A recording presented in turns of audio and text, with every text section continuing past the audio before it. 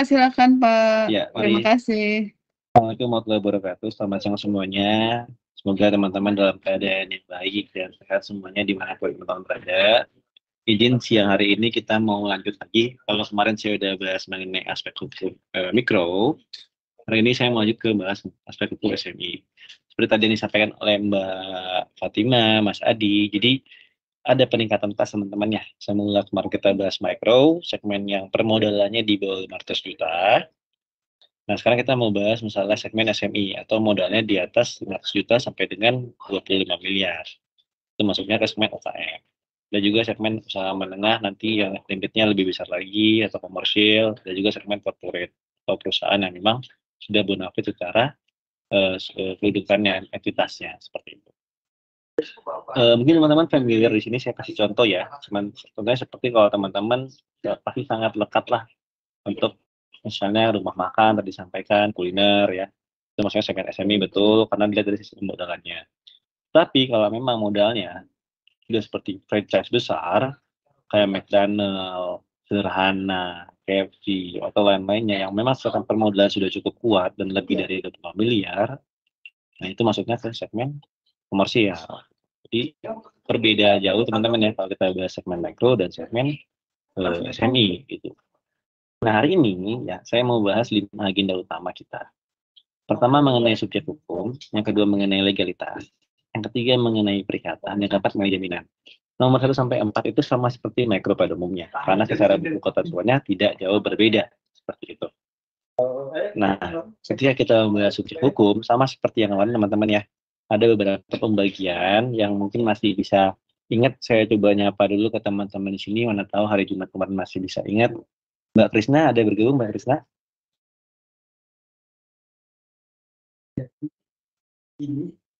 Mbak Krisna, selamat siang.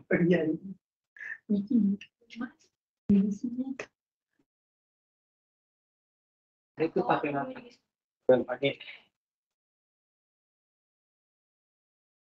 tahu di mana Mbak? Oh, dari teman-teman yang lain ada yang masih ingat? Hadir Pak, mohon maaf tadi. Iya Pak, mohon tadi nggak Gimana? bisa ditekan mic-nya Pak. Oh iya, nggak apa-apa Mbak Krisna. Mbak Krisna, masih ingat nggak kemarin kita bahas mengenai subjek hukum? Boleh bantu di sini? Gimana subjek hukum? Oh, yang harus memenuhi percakapan itu Pak. Usianya 21 tahun dan atau sudah menikah, kemudian tidak ada dalam pengakuan. Terima kasih Mbak Krisna. Ya Pak. Ya, jadi teman-teman ya, jadi kalau kita harus mengenai subjek hukum, maka kita membaginya menjadi 2 bagian. Ada subjek orang perorangan, ada subjek dengan badan. Gitu ya. Kalau dia orang perorangan, yaitu subjek yang menyandang hak dan kewajiban secara alamiah atau secara kodrat berdasarkan hukum yang berlaku. Kalau dia mengenai badan, yaitu badan artifisial atau badan yang terbentuk karena kebutuhan manusia. Ini kalau badan itu contohnya kayak CV, ada firma, ada PT, ada yayasan, dan lainnya gitu. Ya, jadi teman-teman wajib membedakan yang ketika nanti teman-teman nggak dari segi bekerja di bank aja atau bekerja di manapun dalam keadaan sehari-hari kan pasti teman-teman juga akan berhadapan dengan subjek hukum. Teman-teman akan bersosialisasi ya, atau nanti setelah mau magang lagi di suatu tempat lain. Nah teman-teman harus perhatikan teman-teman tuh magang di badan hukumnya seperti apa, apakah dia PT, apakah dia yayasan, apakah dia firma, atau apakah dia bentuknya perusahaan perorangan gitu. Jadi teman-teman wajib melihat entitasnya terlebih dahulu. Nah, teman-teman sama seperti yang nekro kemarin ya, ketika kita berbicara mengenai orang perorangan ya, di undang-undang mengatakan hak hukum itu adalah di atas 21 tahun atau sudah pernah menikah dan tidak di bawah pengakuan atau dinyatakan valid. 3 kriteria ini adalah 3 kriteria yang bersifat kumulatif atau harus dipenuhi satu dengan lainnya. Seperti itu. Nah, kalau dia belum dewasa bagaimana? Nah, kalau dia belum dewasa, dia harus mengurus terlebih dahulu pengampuan atau izin perwalian dari pengadilan negeri prosesnya. Contohnya misalnya kayak teman-teman di sini yang mungkin berusianya belum 21 tahun. Jadi teman-teman di sini ingin melakukan satu perikatan. Gitu. Makanya teman-teman wajib mengurus pengampuan dulu atau perwalian dulu ke pengadilan negeri untuk dapat melakukan perikatan dengan pihak lain. Seperti itu. Nah, ada 3 kriteria yang mungkin ya tidak dapat dikatakan secara hukum. Pertama, dia orangnya boros. Yang kedua, dia dungu. Yang ketiga, dia sakit jiwa. Nah, 3 kriteria ini ya apabila ingin melakukan tindakan hukum, wajib terlebih dahulu meminta perwalian atau pengampuan ke pengadilan negeri terlebih dahulu. Tidak bisa diwakili oleh dirinya sendiri seperti itu. Nah, teman-teman di sini ada suatu bagian yang mungkin mempermudah teman-teman juga ya. Kalau dia sudah hukum itu ada orang perorangan, ada badan usaha. Nah, kalau dia badan usaha seperti PT, dan koperasi itu berbeda ya dengan bukan badan hukum. Nah, sekarang saya mau tanya lagi nih ke teman-teman di sini ya. Coba saya sekarang mau nyapa lagi teman-teman. Mana siapa ya yang dari UI ya?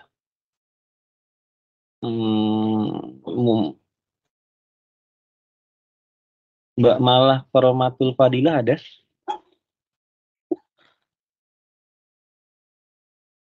Mbak Malah, apakah bergabung?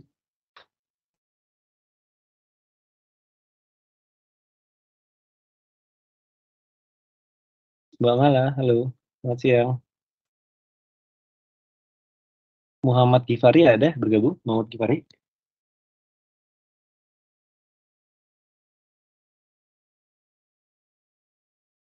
Muhammad Gifari, apakah bergabung? Iya bang, hadir. Ya. Gimana kabarnya bro? Alhamdulillah baik. Mas, ke teman-temannya di sini. Ya. Oke. Badan hukum sama badan hukum kira-kira bedanya apa nih? Kalau badan hukum itu yang biasanya udah tercatat di Kemenkumham gitu bang. Oke, terus? Kalau kan ada badan hukum, ada badan usaha yang bukan hukum. Kalau misalkan badan usaha yang bukan hukum itu, jadi dia bentuknya lebih ke perikatan antara dua orang tersebut aja gitu untuk membentuk badan usaha. Kalau misalkan badan hukum itu ada beberapa legalitas ke Kemenkumhamnya seperti beberapa akta gitu sih bang. Jadi kayak tapi paling pokoknya itu kalau nggak salah itu kalau misalkan badan usaha kalau misalnya badan hukum itu berarti kekayaan orang-orang pemiliknya itu terpisah dari kekayaan perusahaannya gitu, salah satu contohnya.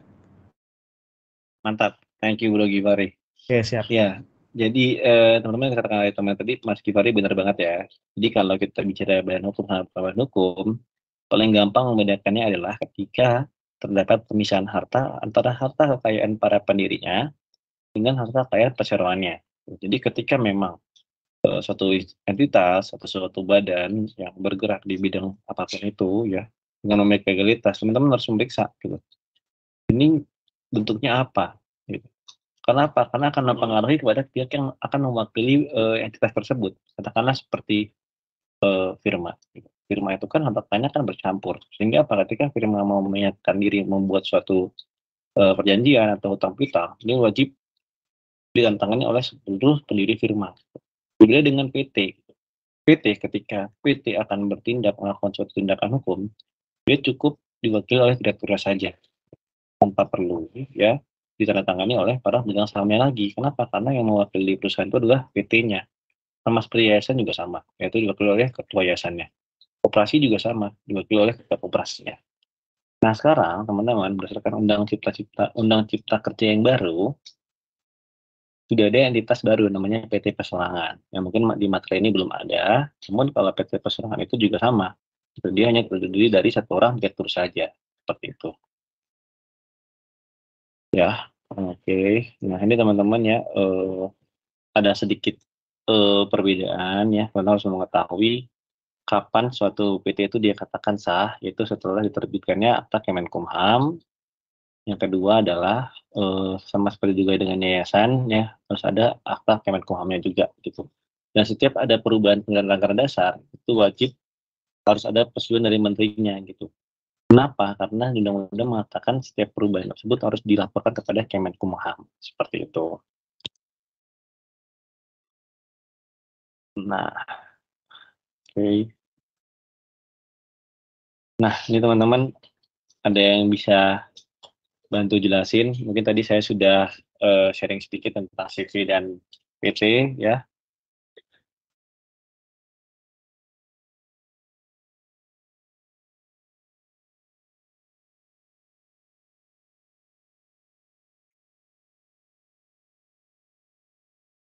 mungkin saya mau nyapa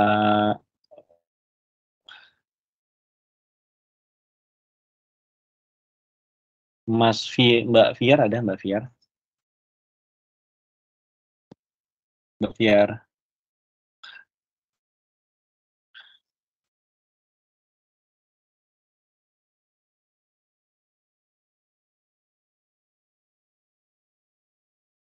Ada Mbak Fiar, apakah bergabung? Mbak Nabila Ayu? Nabila Ayu Putri, apakah bergabung? Hadir, Pak. Mbak Ayu lagi di mana? Di rumah, Pak. Oke, Mbak Ayu boleh bantu jawab nggak pertanyaan nomor 1? Iya. Kalau setahu saya, Ya. PT itu adalah bentuk usaha yang berbentuk badan hukum, sedangkan CV itu badan usaha yang non hukum. Kalau CV sama PT dia pakai akta nggak?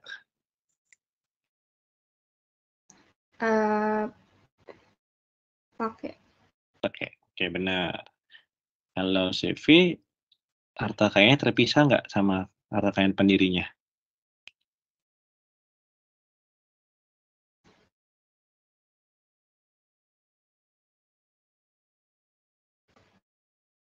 Halo?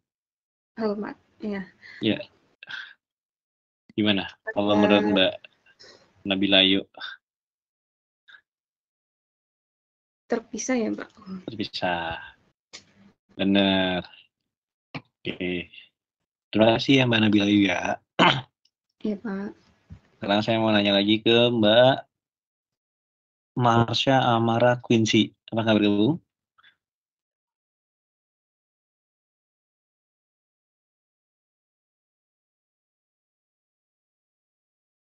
Mbak Marsha?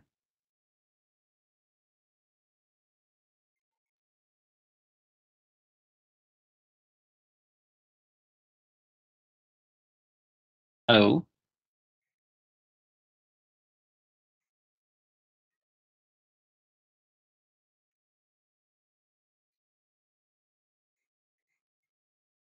Mbak Marsha, apakah bergabung? Kalau nggak bergabung, saya lempar ke Mas Atta Rafif Harmawan. Apakah bergabung dari Unair?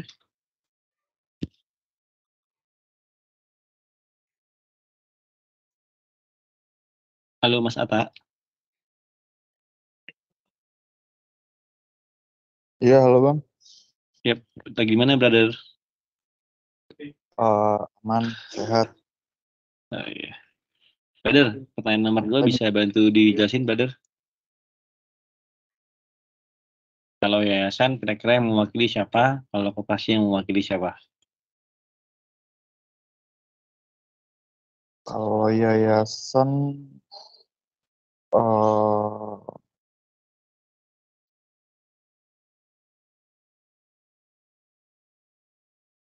pengurusnya ya Bang ya? Siapa? Direktur kah? Ketua kah? Oke, pengurusnya siapa pengurusnya? Ketua kah? Direktur kah? Penyebutannya? Ketua yayasan sih, menurut saya. Kalau koperasi? Kalau koperasi kurang tahu. Kalau koperasi. Ini ada di slide nih, coba baca nih.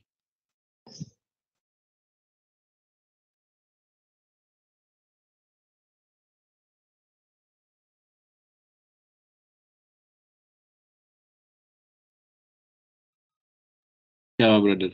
Kalau koperasi?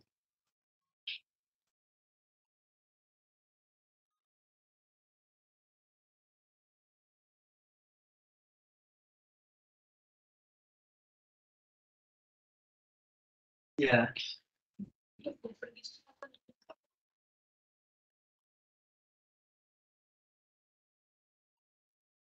Halo Mas Atta.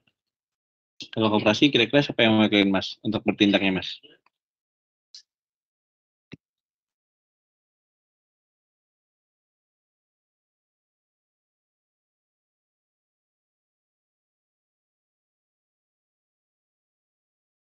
Halo.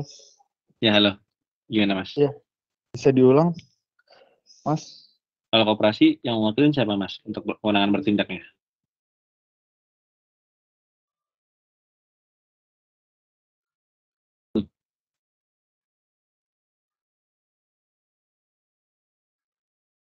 Tadi ya nggak kedengeran.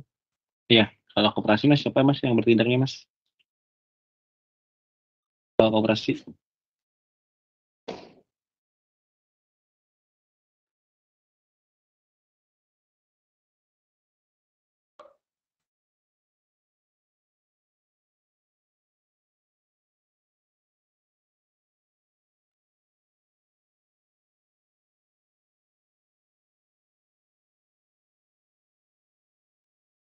Kalau koperasi itu yang bertindak adalah ketua, sekretaris sama bendahara. Jadi berbeda dengan yayasan teman-teman ya. Kalau dia berwakilin yayasan ya, dia ketua dan sekretaris. Kalau koperasi yang wakil adalah ketua, sekretaris dan bendahara. Namun kalau untuk bertindak teman-teman tetap diwakili oleh ketua, sama seperti halnya yang menjabat pada PT, yaitu direktur, seperti itu. Nah, kita lanjut lagi teman-teman ke buku badan hukum ya. Ada namanya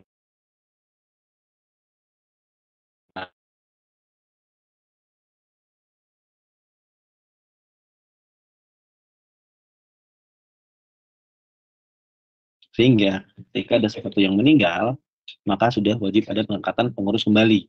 Seperti itu. Sama halnya juga dengan firma. Firma juga sama gitu. Jadi kalau ada salah satu yang meninggal, maka wajib melakukan pengangkatan atau pengurusan kembali pada perusahaannya atau firmanya gitu. Dan secara harta kekayaan, karena tidak ada pemisahan harta, maka dia wajib disetujui oleh disepakati oleh para pendirinya masing-masing gitu. Kenapa? Karena merupakan pencampuran harta dan tanggung jawab renteng antara para pendirinya. Seperti itu. Nah, teman-teman sekalian, sekarang itu kita sudah menganut yang namanya SHBH atau SABU. Nah, di mana sekarang semua itu sudah tercatat melalui NIB. Gitu. Jadi, selain dengan adanya akta Kemenkumham, maka dia juga sudah ada akta NIB-nya. Sehingga teman-teman nanti kalau di cabang atau dimanapun itu, atau teman-teman setelah dari sini akan melakukan suatu tindakan hukum atau kerjasama dengan perusahaan lain, ketika bentuknya dia CV, firma, atau perusahaan perdata, teman-teman dapat mintakan tuh ya, mana nih faktanya, legalitasnya. Wajib dipastikan itu merupakan legalitas pengurus yang terakhir. Dan juga wajib dilihat juga teman-teman, kira-kira secara legalitas apakah sudah ada NIB-nya, apakah sudah terbit NIB-nya. Karena nomor induk berusaha itu sangat sangat penting, nanti kita dibahas di materi selanjutnya.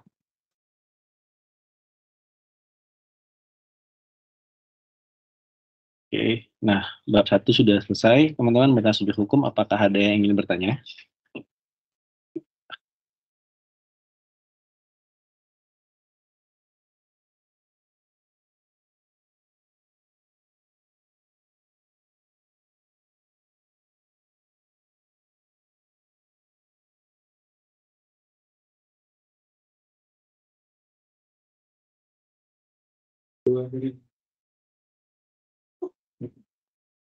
Permisi Mas, izin bertanya Mas. Ya, silakan Mas. Gimana Mas?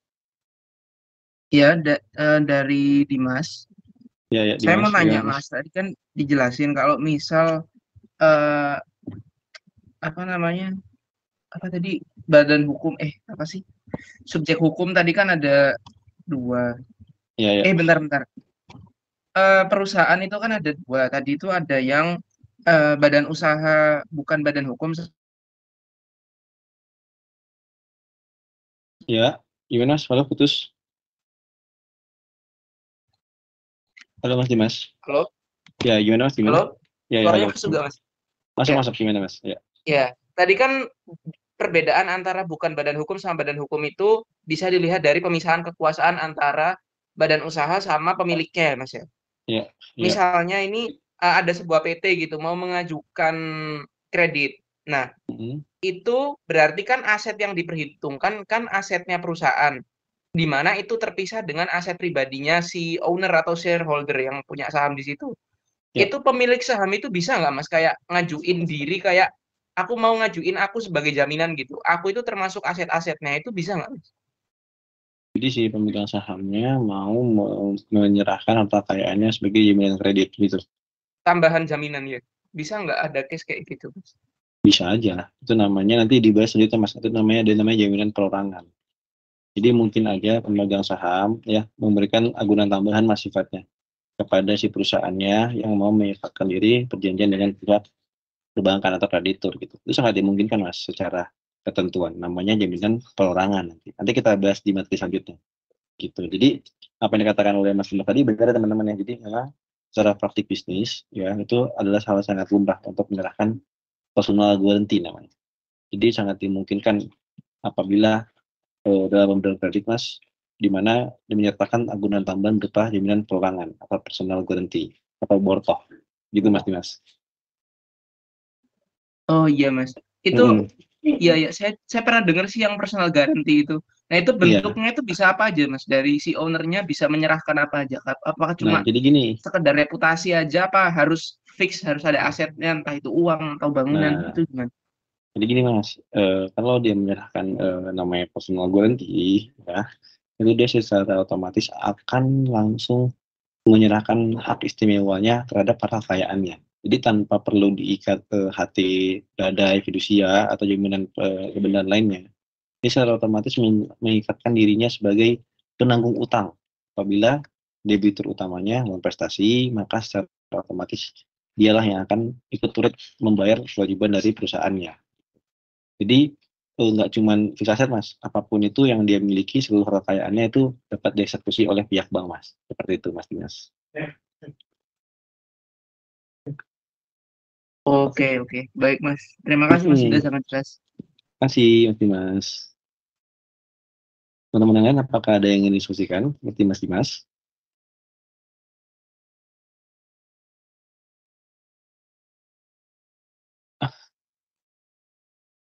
Kalau nggak ada kita lanjut lagi teman-teman ke bagian legalitas dan perizinan ya.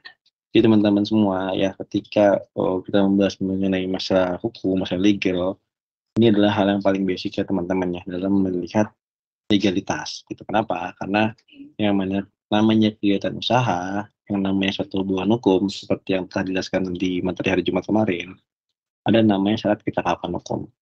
Dan ada syarat kausa yang halal. Gitu.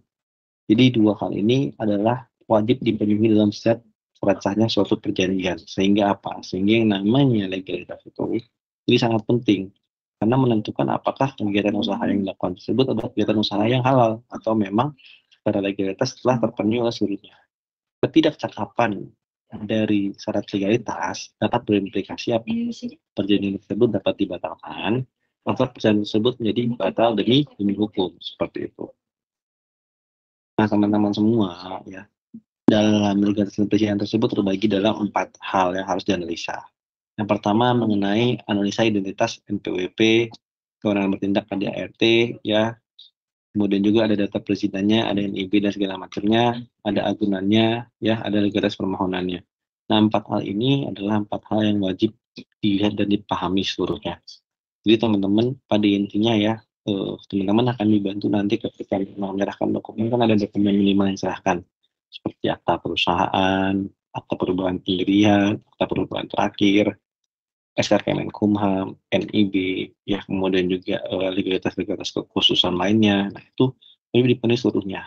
Tidak hanya di perusahaannya aja, tapi juga sampai ke bagian agunannya. Di bagian agunan, ya itu juga harus clear. Kira-kira secara legalitas, bukti pemilikannya itu apa? Apakah kendaraan, misalnya, nyerahin BPKB mobil, atau BPKB motor. Atau memang dia misalnya bentuknya adalah fixed aset, rumah, tanah, apartemen, gudang, harus jelas. Atau juga kebun, harus jelas. Kayak misalnya nih teman-teman yang mungkin tahu kebun sawit, nah itu harus jelas. Kepemilikannya itu bentuknya apa? Apakah hanya hak pakai, ya, atau dia hak GU, atau dia HPL. Itu harus jelas. Jadi teman-teman wajib menganalisa sedalam itu untuk dapat meyakini legalitasnya terpenuhi atau tidak. Nah, teman-teman semua, ya, dalam pengajuan kredit itu wajib yang disertakan yang namanya surat permohonan kredit. Hal tersebut kenapa? Tersebut sesuai dengan peraturan dari Bank Indonesia yang dari BPOJK ya, di mana setiap permohonan kredit tersebut sifatnya diajukan secara tertulis. Artinya apa? Artinya wajib ditandatangani oleh debitur langsung. Apabila debiturnya itu merupakan PT, maka yang tantangan adalah direkturnya. Kalau dia perorangan, maka tantangan adalah direktur. debitur langsung atau individunya seperti itu. Nah, teman-teman di sini ya, saya mau tanya dulu ya, mungkin di sini ada yang bisa bantu saya. Coba saya mau diskusi dulu ke Amatul Janah, Mbak Amatul Janah. Apakah bergabung Mbak Amatul?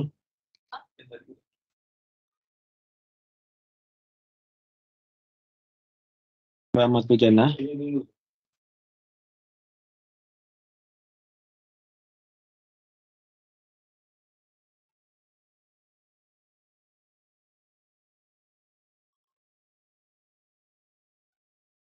Mbak Putri Taskia Milawati, apakah bergabung? Mbak Putri.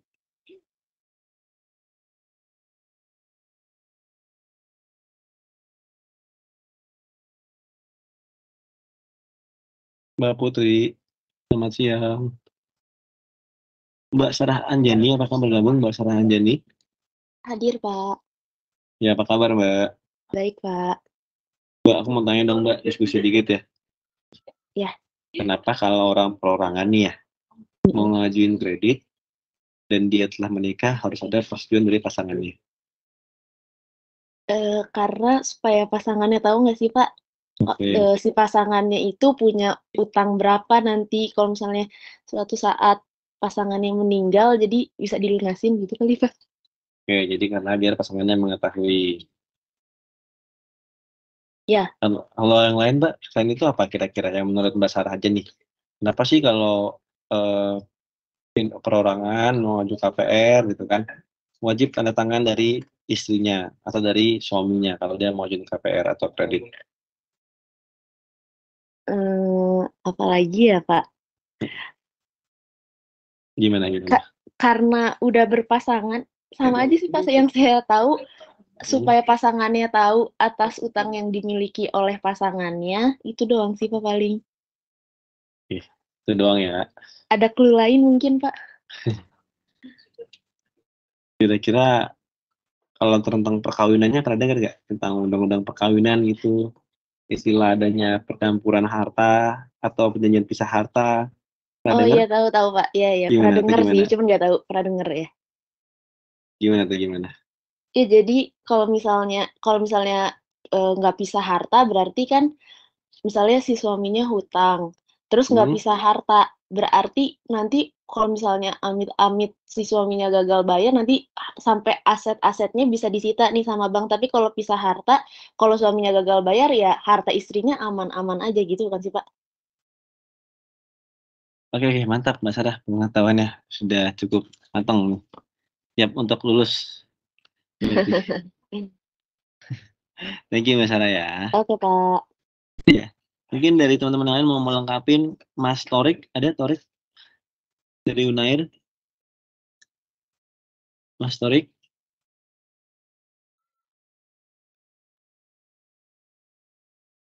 Ada Mas Jubair Wafir, nggak bergabung? Oh iya Pak. Brother, gimana kabar brother? Baik Pak, baik. Kalau menurut brother gimana? Kenapa? Ya tadi kan diudahin tadi sama Mbak Sarah tuh. Sekarang saya mau dengar dari Mas Jubair nih. Kira-kira gimana nih pendapatnya? Kenapa kalau misalnya orang telah menikah mau ngambil kredit itu wajib persetujuan pasangannya?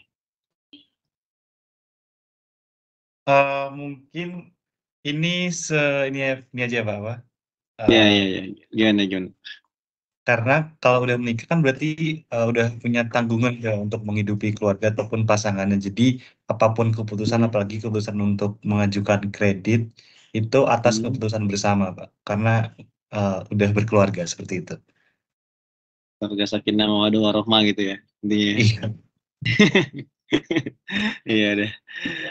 Oke, thank you Mas Jubair. Oke Pak. Sekarang Mbak Krisna.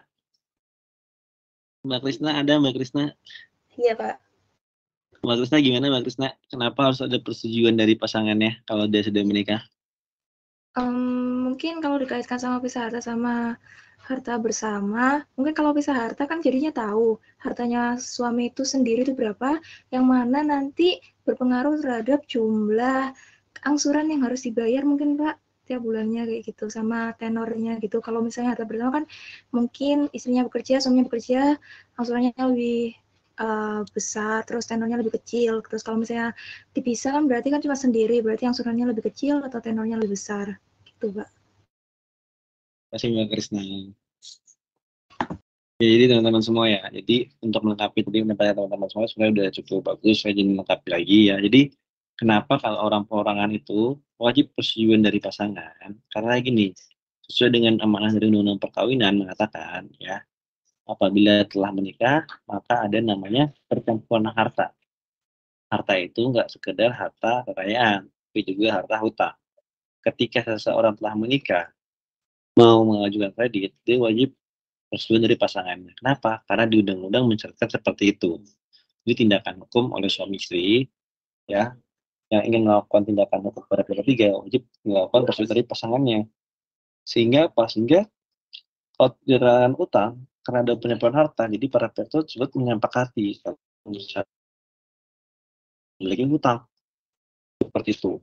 Nah beda kalau pasangan yang melakukan perjanjian pisah harta, lagi ngetren itu sekarang kan perjanjian pisah harta. Dimana kalau pisah harta tersebut dapat pemisahan dari harta kekayaannya, itu harta kekayaan yang diperoleh sebelum dia menikah, serta harta kekayaan yang diperoleh selama menikah, sehingga tidak memerlukan lagi persetujuan dari pasangannya. Sama halnya juga dengan badan.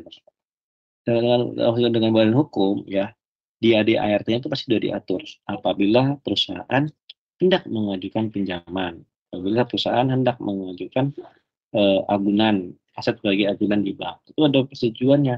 Di mana persetujuannya bisa jadi di komisaris, bisa jadi sampai ke ranah RUPS. Tapi kalau dia melebihi setengah dari harta kekayaannya, wajib persetujuan dari RUPS. Seperti itu teman-teman. Tapi kalau misalnya dia di bawah 50% dari total harta kekayaannya, dia cukup sampai di komisaris saja. Nah, teman-teman semua, sekarang ini ya untuk legalitas usaha sudah lebih sederhana, tidak seperti tabel yang ada di sini ya. Sekarang untuk legalitas izin usaha itu langsung menggunakan yang namanya NIB atau nomor induk berusaha. Sehingga apa? Sehingga teman-teman nanti ketika melihat suatu akta, teman-teman wajib langsung meminta mana nomor NIB-nya, mana akta NIB-nya. Dengan klasifikasi ada rendah, ada menengah rendah, ada menengah.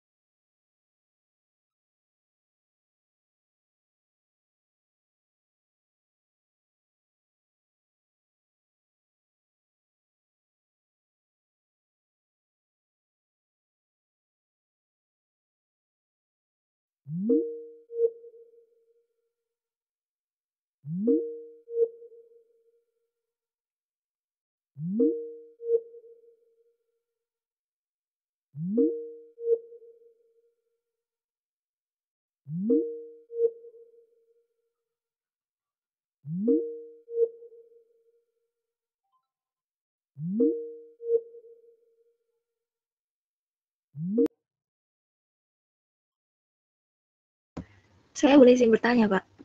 Boleh, gimana Mbak Krisna? Tadi kan kalau misalnya terkait sepengetahuan dari itu kan cuma pasangan aja kalau misalnya tahu mengajukan kredit atau enggak. Gimana kalau dengan ahli warisnya, Pak? Apakah perlu tahu juga kalau misalnya kan nanti kalau meninggal juga kan mereka pasti ada yang menanggung gitu. Terima kasih Mbak Krisna, pertanyaannya sangat luar biasa. Jadi teman-teman ya, memang sering terjadi ya, debitur atau calon debitur yang mengajukan kepada bank itu ya adalah seorang janda atau seorang duda. Itu sering terjadi di kita. Nah, ketika memang contoh misalnya ya yang paling gampang biar bisa diingat nih, kayak misalnya contoh artis yang telah meninggal dunia katakanlah Bunga Citra Lestari. Bunga Citra Lestari kan kemarin telah meninggal ya suaminya. Tiba-tiba nih teman-teman lihat BCL nih datang ke kantor cabang atau dihubungi oleh cabang ya menawarin kredit, kata BCL berminat karena status BCL adalah seorang janda dan apabila dia hendak mengagunkan agunan harta merupakan harta yang diperoleh semasa dia menikah dengan pasangannya, maka itu wajib terlebih dahulu melakukan yang namanya perwalian atau kuasa izin menjaminkan ke pengadilan negeri. Itu wajib dilakukan oleh BCL untuk mewakili anaknya yang masih di hukum atau masih di bawah umur. Tapi kalau anaknya sudah di atas umur 21 tahun, maka anak tersebutlah mewakili memberikan persetujuannya, Mbak, seperti itu. Tapi kalau dia masih di bawah umur, maka wajib melakukan surat kuasa izin penjaminan yang ada di pengadilan negeri. Seperti itu. Itu Mbak Krisna. Oh, tapi berarti kalau anak itu dilibatkan kalau dalam konteks duda atau janda ya, Pak? Benar, Mbak. Ketika spesial duda atau janda. Oh, baik. Terima kasih, Pak. Terima kasih, Mbak Krisna. Nah, teman-teman, saya mau kasih pertanyaan nih. Gimana kalau case-nya, tadi kan duda atau janda nih. Gimana kalau case-nya dia poligami? Kira-kira yang bertentangan tuh yang mana? Coba, dia bisa jawab. Mas Zakwan Arkan apakah bergabung? Ya Pak.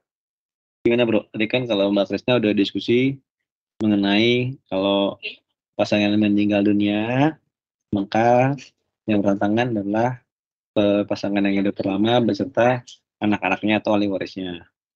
Kalau case-nya dibalik nih, misalnya pasangannya masih hidup, tapi dia beristri lebih dari satu. Kira-kira siapa yang bertentangan? Kalau menurut Bro Zakwan? Sebentar Pak, saya mikir dulu. Ya, silakan.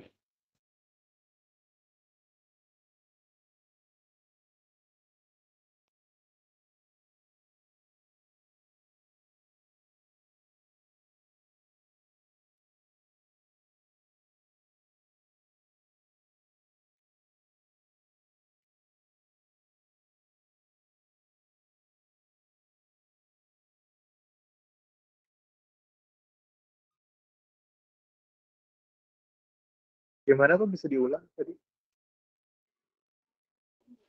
Ya, tadi kan case-nya dengan Mbak Krisna saya diskusi kalau memang pasangannya meninggal dunia, maka melibatkan ahli warisnya.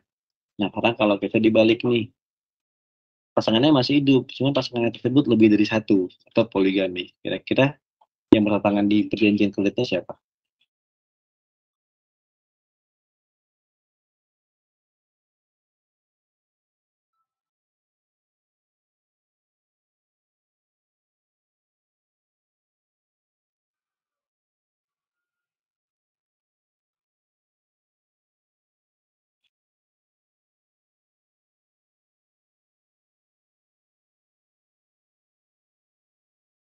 Halo Mas Zakwan, Iya, gimana?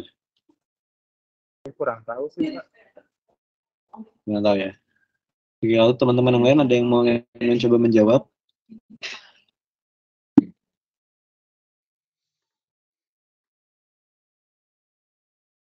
Mas Gifari, Bro Gifari?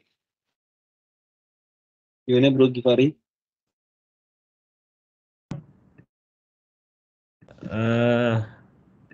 Sebenarnya kurang tahu juga, cuma suami pertama kali Bang ya. Bukan, kalau suami kan pasti pertama, Bro. Istri pertama kali Bang ya. Istri pertama. Iya. Istri pertama nih ya. Karena istrinya ada 3 nih, berarti istri paling itu yang ada tangan. Soalnya kan biasanya kan yang dari awal pernikahannya tuh dari susah-susahnya tuh istri pertama tuh. Iya, istri pertama sih kayaknya Bang.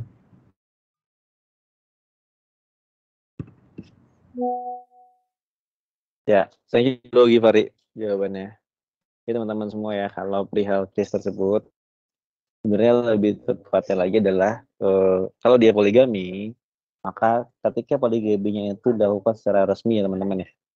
Maka yang bertentangan adalah istri yang terakhir teman-teman, atau istri yang terakhir dinikahi. Misalnya istrinya ada 3, ya nomor 3 lah yang akan ikut bertentangan. Karena kalau dia sifatnya poligami, ya itu sifatnya lebih kepada telah dilakukan pemisahan harta oleh pengadilan, atau ada namanya izin poligaminya, seperti itu.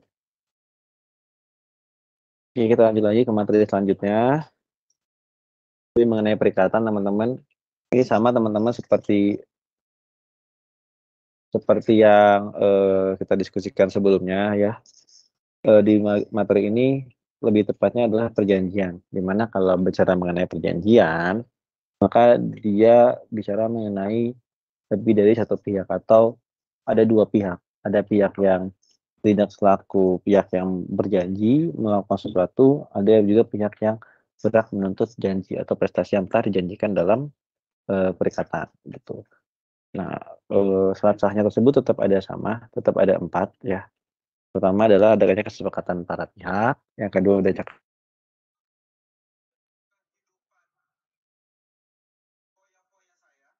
syarat tidak terpenuhi, maka perjanjian tersebut menjadi cacat hukum. Atau syarat subjektif tidak dipenuhi, maka perjanjian tersebut menjadi dapat dibatalkan. Tapi kalau secara objektif tidak dipenuhi, maka otomatis menjadi batal demi hukum, seperti itu. Nah, teman-teman semua di sini ya, ini berlaku secara universal, nggak cuma sekedar segmen SMI atau juga segmen mikro, tapi semua segmen akan menganut sah perjanjian yang ini nih, yang 4 ini. Jadi teman-teman wajib memahami seluruh syarat ini, seperti itu. Nah, teman-teman semua ada juga akta sama seperti yang kemarin ya teman-teman ya. Akta itu ada 2, akta otentik sama akta di bawah tangan. Kalau sifatnya dia akta otentik, ya maka akta itu dibuat di notaris. Tapi kalau dia di bawah tangan, maka akta tersebut ya tanpa disertakan oleh pejabat umumnya. Gitu. Nah, kalau bank lebih pilih yang mana? Kalau secara bank kita akan lebih milih menggunakan akta otentik dibandingkan akta di bawah tangan. Kenapa? Karena kita akan memerlukan akta ini untuk membuktikan kalau memang teori otentik terjadi sengketa seperti itu.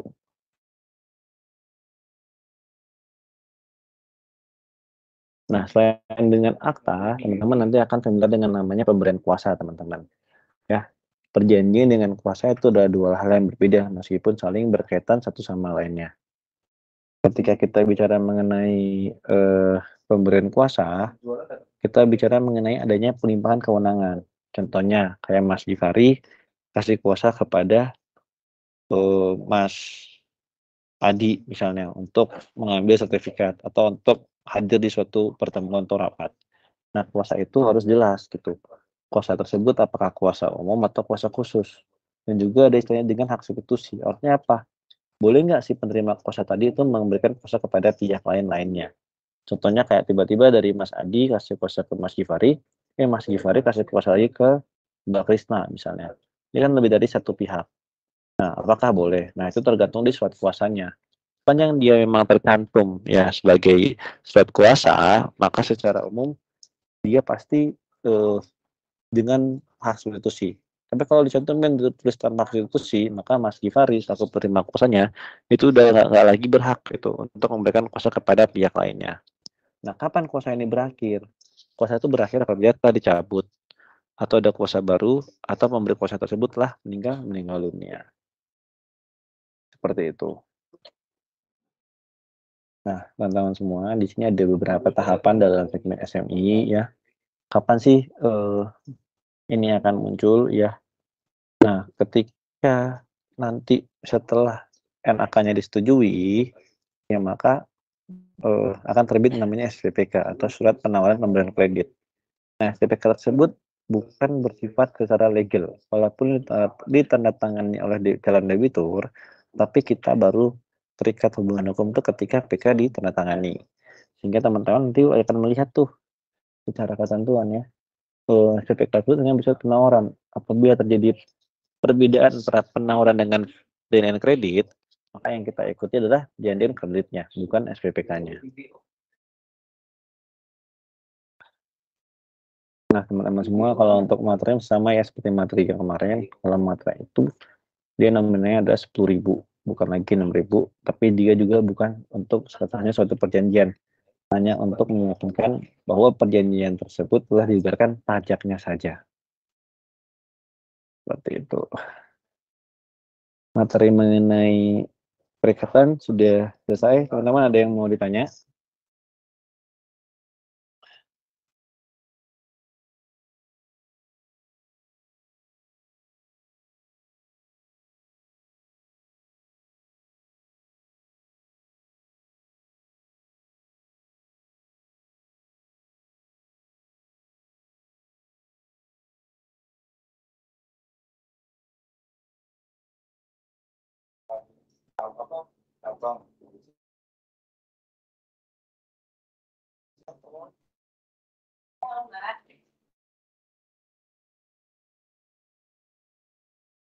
Ada yang teman-teman tanyakan, teman-teman silakan monggo mengenai materi hukum perikatan atau perjanjian.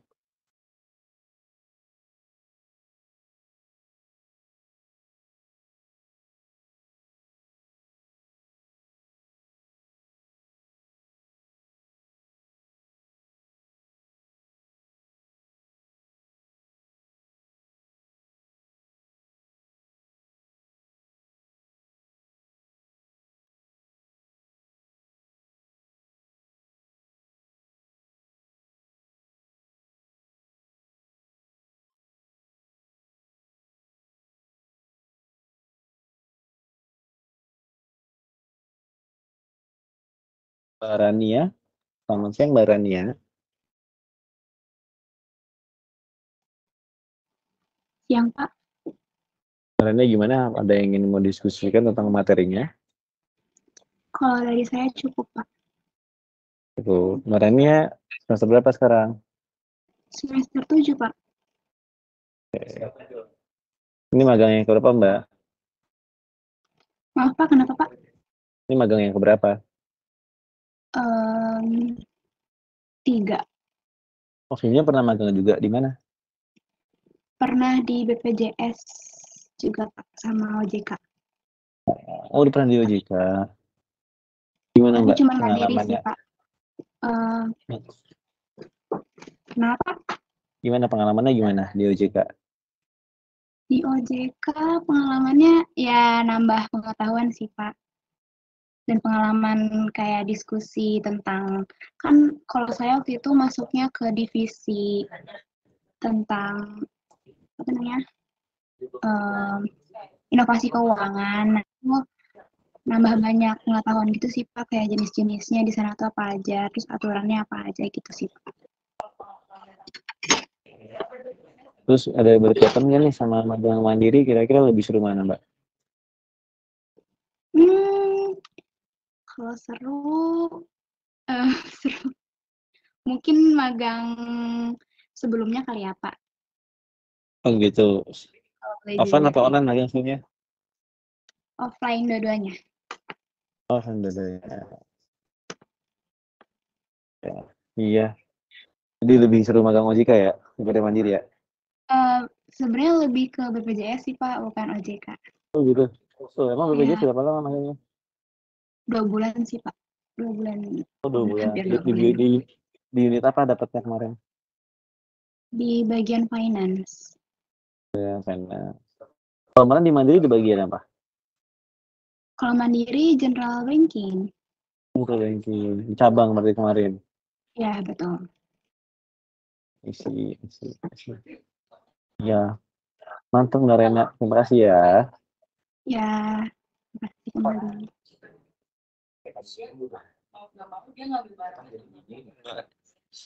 Syahla, apakah bergabung Mbak Syahla?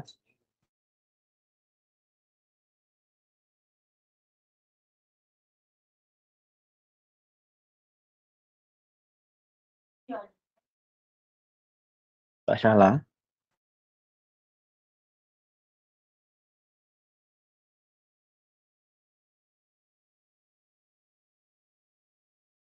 Mbak Dia? Halo Mbak Dia?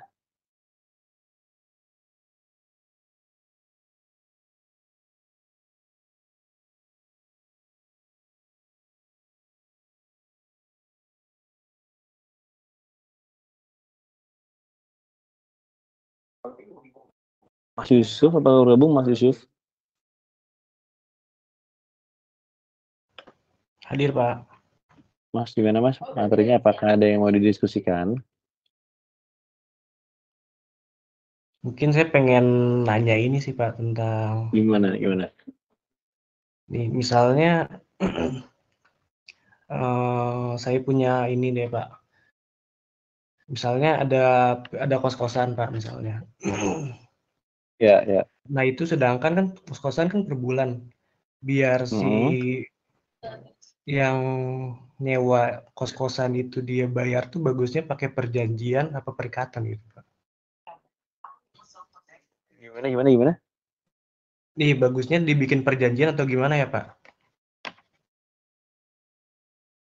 Kos-kosan dibikin perjanjian atau bagaimana?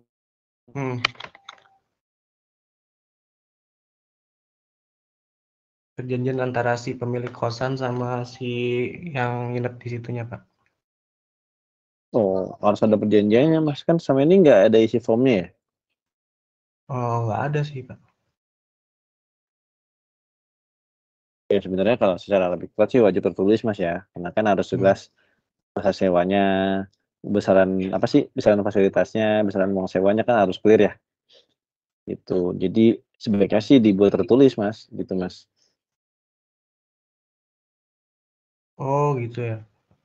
Iya. Kalau Oh, kos-kosan berarti tuh, ya setahu saya sih oh, pasti ada perjanjiannya ya. Apa berkata ada isi formulirnya ya. Kecuali nggak tahu zaman sekarang kos-kosan. Kalau zaman saya dulu sih pasti ada tuh perjanjiannya. Berapa lama nyewa, bayarannya kapan, peraturan-peraturannya ya. Boleh bawa atau enggak gitu kan. Kalau atau tambahan ada cas gitu.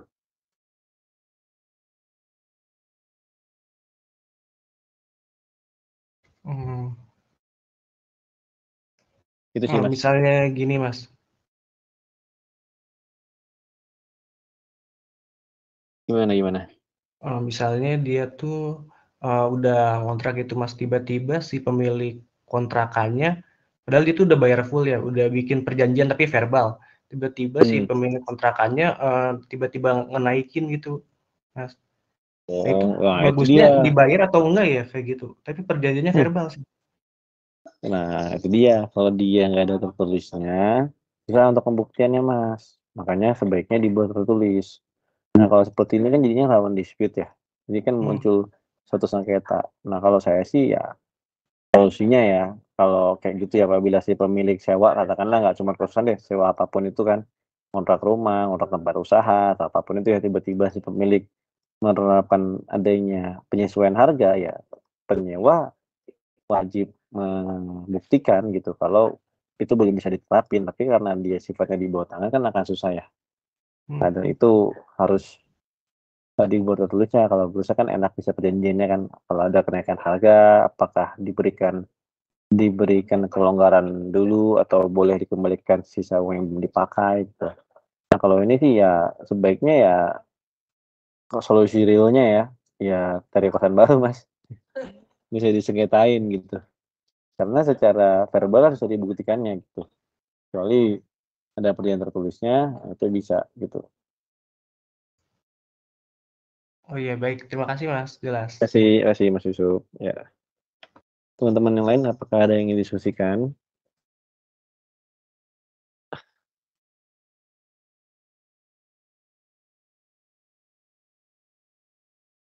Ini teman-teman semua ya, kita sekarang mengenai jaminan kembali sama seperti materi mikro yang kemarin ya. Sama sifatnya. Jadi setiap apapun objek yang diserahkan oleh debitur yang akan menjadi agunan kredit di bank, maka wajib dilakukan analisa. Bedanya dengan mikro yang kemarin kita bahas, yang di SMA itu lebih detail dengan kriteria yang lebih rigid atau dibatasi gitu. Kenapa? Karena di SME yang namanya agunan itu sifatnya tetap sama, menjadi second way out atau jalur kedua kalau kreditnya macet. Tetapi kita lebih menganalisa secara perikatannya, secara sumber perolehannya, dan juga sampai ke tahap kira-kira objek ini bisa dieksekusi atau tidak. Gitu. Kalau kemarin kita di mikro, ada istilahnya sekedar titip agunan aja di bank, tapi kalau ini tidak sekedar titip, tapi juga harus ada pengikatan agunannya, baik itu hak jaminan kebendaan berupa hak tanggungan, jaminan kebendaan berupa fidusia, atau bisa juga diikat dengan gadai, seperti itu. Nah, dalam menerima agunan, itu ada 3 prinsip utama ya, seperti kemarin sama, ada nilai ekonomis, ada menerima prinsip marketable, ada juga nilai yuridisnya. Nah, 3 kriteria ini wajib dipenuhi, tidak ada satu pun yang boleh dihilangkan. Kenapa? Kalau dia tidak, walaupun dia memiliki nilai ekonomis, tapi dia tidak dapat ditandatangan, maka tidak memenuhi kriteria agunan yang ditetapkan, sehingga agunan tersebut wajib ditolak. Sama juga dengan nilai yuridisnya. Dia harus saja bukti legalitasnya, bukti kepemilikannya, apakah dia sifatnya SHM, SHGB, HGU, atau segala macamnya. Kenapa? Karena kalau dia belum memiliki bukti yuridis, itu akan menyulitkan kita kalau nanti kita akan melakukan eksekusi, seperti itu. Nah, teman-teman semua, di sini ada contoh-contohnya agunan bergerak tidak bergerak. Ada juga penjaminan lainnya, ada PG, CG, ada deficit cash flow ya. Ini tadi yang dibahas oleh teman-teman di tadi yang menyinggung mengenai penolak garansi. Jadi sangat dimungkinkan ya teman-teman ya. Memang teman-teman misalnya nanti bertemu oleh debitur yang memberikan agunan tambahan berupa personal guarantee atau corporate guarantee.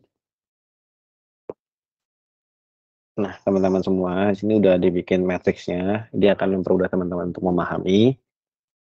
Kalau dia bentuknya objek yang dikuasai seperti tabungan, deposito, saham, emas, sifatnya gadai.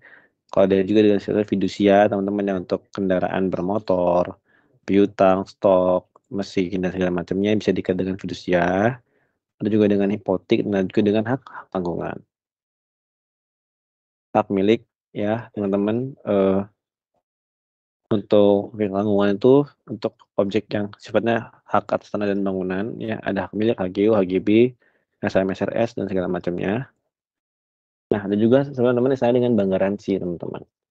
Nah, bank garansi tersebut juga bukan agunan ya. Bank garansi itu sifatnya bentuknya adalah jaminan dalam bentuk wakat yang terbitkan oleh bank oleh lembaga keuangan non-bank yang mengakibatkan kewajiban membayar terhadap pihak yang menerima jaminan apabila pihak yang menerima jaminan tidak janji. Jadi teman-teman, garansi bank atau bank garansi itu sifatnya adalah apabila salah satu pihak ya telah melakukan prestasi, maka ya bank akan membayarkan beserta nilai jaminannya gitu.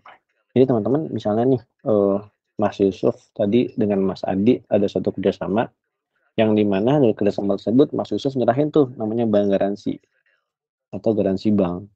Ternyata Mas Adinya tuh kan prestasi gitu. Maka apa?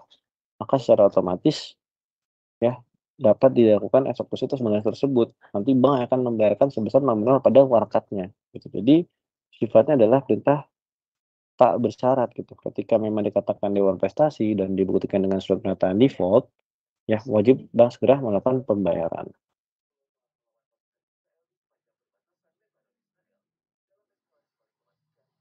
Masalah agunan sudah selesai, teman-teman. Apakah ada yang mau ditanyakan?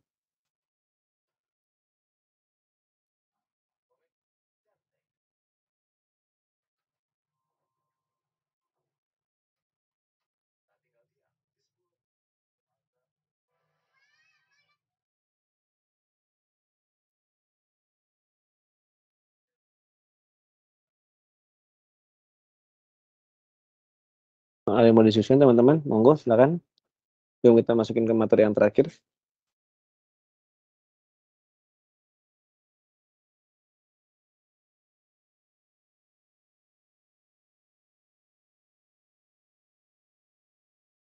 Mbak Kezia ada, Mbak Kezia? Silakan Mbak Kezia.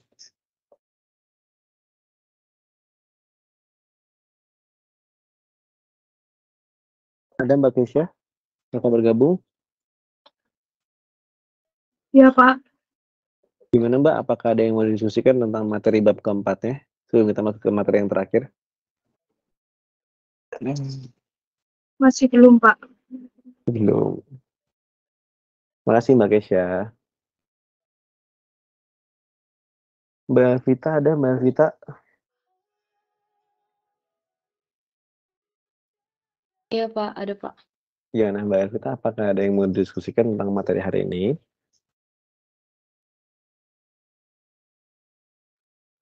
Belum ada sih Pak. Terima kasih Mbak Vita. Ya, Ya, teman-teman ya, kita masuk ke materi terakhir ya. Ini materinya mengenai hukum acara. Mungkin teman-teman akan sangat familiar juga mungkin dengan informasi yang beda sehari-hari karena kita akan materi yang mengenai suatu hukum acara gitu ya. Jadi teman-teman semua ya, dalam hukum itu ada terbagi dua ya. Ada perkara yang berhubungan dengan pengadilan atau litigasi, dan juga non litigasi. Nah, teman-teman di sini mungkin sering mendengar istilahnya advokat ya. Ada informasi, ada juga namanya kejaksaan, ada pengadilan ya. Ada polisian gitu kan. Nah, juga yang sifatnya non litigasi seperti advis hukum, legal opinion, legal advisor, legal memorandum, nah seperti itu. Jadi teman-teman semua,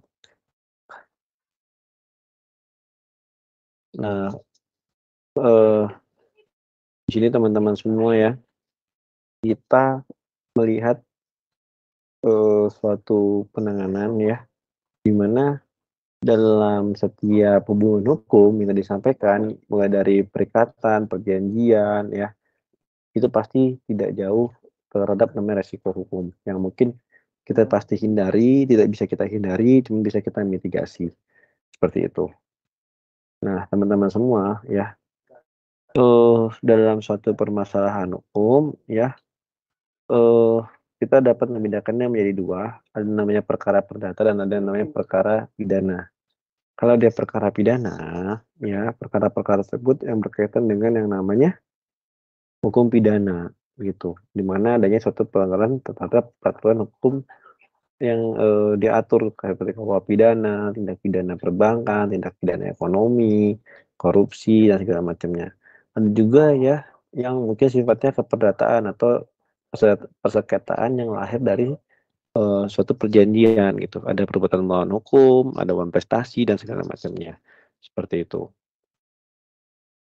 Nah, teman-teman semua ya, dalam permasalahan hukum ya ada dibedakan jadi ada namanya laporan dan ada namanya pengaduan.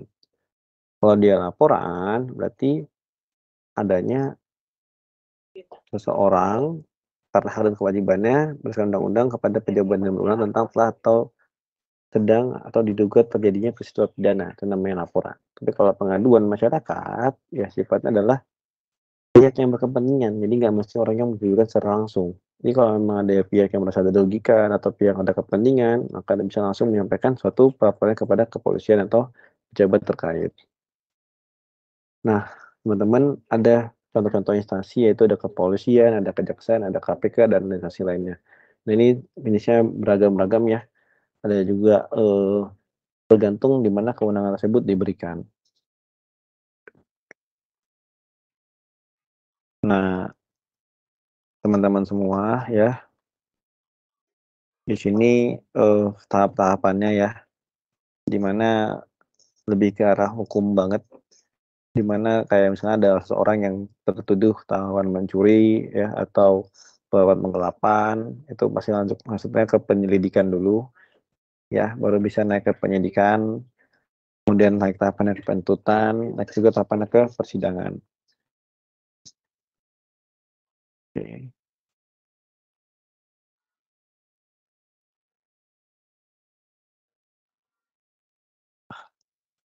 Jadi di cabang itu banyak sekali permasalahan. Mungkin materinya terlalu dalam ya untuk sumber hukum. Teman-teman mungkin bisa ini, ada yang mau diskusikan terkait materi ini?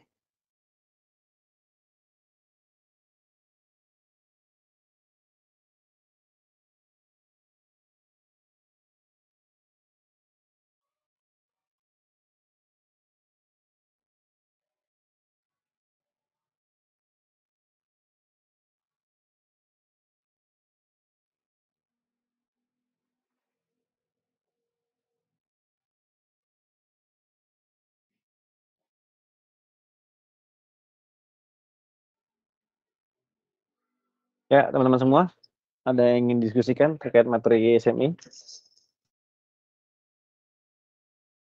Tananya apa aja boleh, teman-teman, dari 25 peserta hari ini.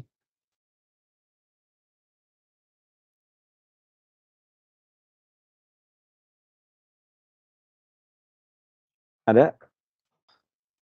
Mas Farel? Mas Farel, Mbak Diva, Mas Farel. Iya, halo Mas. Gimana Mas? Ada yang mau didiskusikan Mas?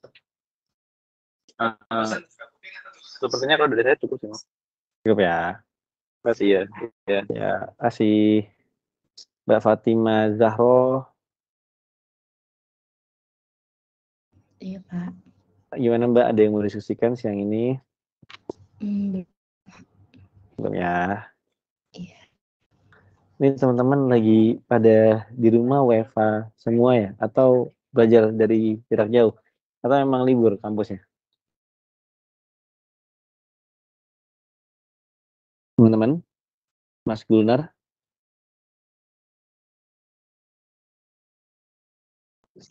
Iya, Kak.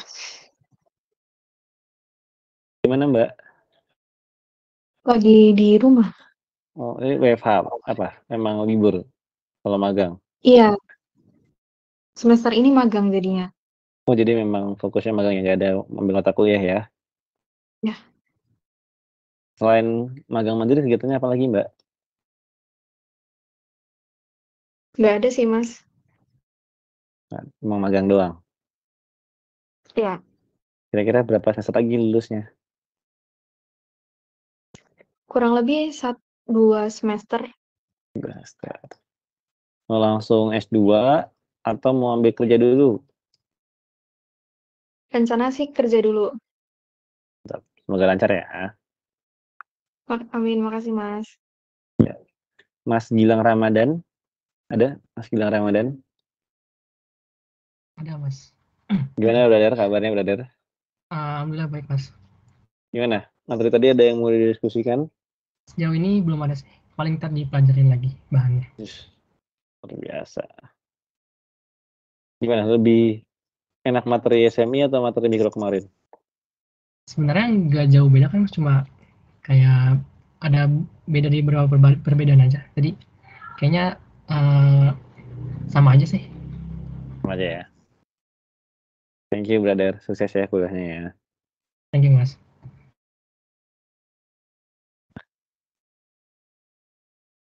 Oke.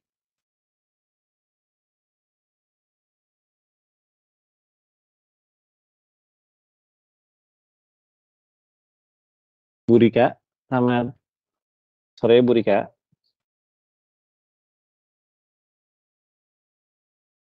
Selamat sore, ya gimana Pak Dahna? Ya, Ya, Bu. Ya, apakah Ya, Bu. sudah selesai materinya? Materinya 93 saya tadi sudah kita bahas. Ada Ya, materi lain Bu atau ada post-test lain nih mungkin? Materi lain sih tidak ada ya, adanya post-test. Post-testnya Pak Dahna? Kemarin tuh ada harusnya Jumat. Yang mikro ada post-test juga? Iya, Jumat sama Senin ya, post-test ya. Yang kemarin berarti belum Bu ya, yang mikro ya? Kemarin belum di-assign kayaknya ini deh, baru hari ini ya. Nanti dikasih di WA group. Ya, semoga lulus semua ya Bu ya. Iya, amin. Gimana jadinya? Apa? Sepertinya sudah paham semua Bu. Tadi sudah saya absen, paham semua. Oke. Kalau gitu selesai ya materi hari ini, Mas Dahna. Ya, kita foto dulu kali Bu ya. Iya. Oke, baik. Ya, baik. Ya, silakan dibuka kameranya teman-teman semuanya. Mari kita foto bersama. Sudah nggak ada yang ditanyakan nih. Nanti post-test nih. Iya, nanti post-test lulus lah. Jago-jago mah. Mahasiswa sekarang mah. Top. Ya, silakan dibuka kameranya ya. Ini pada di rumah ya? Kalau kayak gini, kuliah nggak sih? Iya, tadi saya ditanyain juga Bu. Kok kayaknya pada di rumah semua. Iya, apa ada pengkhususan gitu? Adik-adik semua. Nggak apa-apa gitu ya, nggak masuk kuliah ya? Karena sudah masuk program magang ya, begitu ya? Oh gitu. Saya juga, karena kan ini kayaknya baru ya Pak Dahna ya? Iya, benar. Program seperti ini. Saya dulu sih ngurusinnya magang yang biasa tuh. Iya, saya juga sama magang yang anak-anak mandiri internal. Iya, anak-anak pada datang tuh ke sini kantor. Nanti kita kita cariin mau magang di mana gitu ya. Iya, dulu gitu benar. Sekarang udah berbeda sekarang. Iya, makanya. Tapi kayaknya lebih bagus ini kayaknya ya, menjamin kayaknya ya. Kalau yang magang yang dulu itu gimana ya? Ya bagus juga sih, bagus juga. Cuman ini kayaknya langsung lebih terarah Bu. Tadi ada yang original juga cuman habis. Iya. Itu yang bekat. Oke ya, sebentar. Ya Bu. Kita share screen aja biar kelihatan. Ya Bu.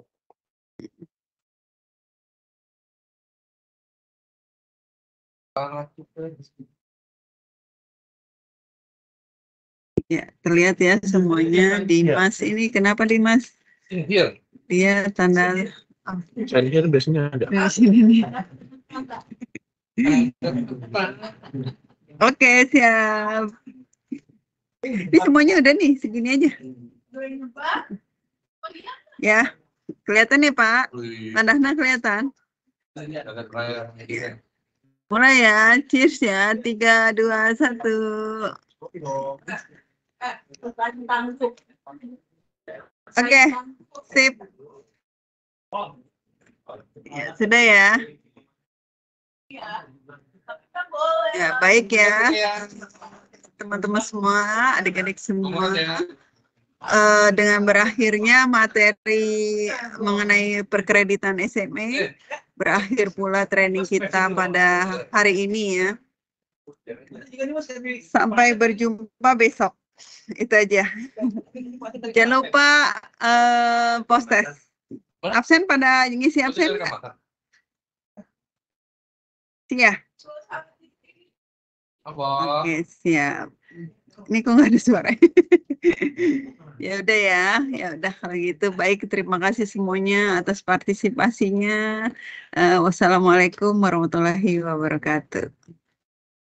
Waalaikumsalam. Terima kasih Bu. Ya, sama-sama. Ya, sampai berjumpa besok. Sampai berjumpa Bu. Ya, terima kasih.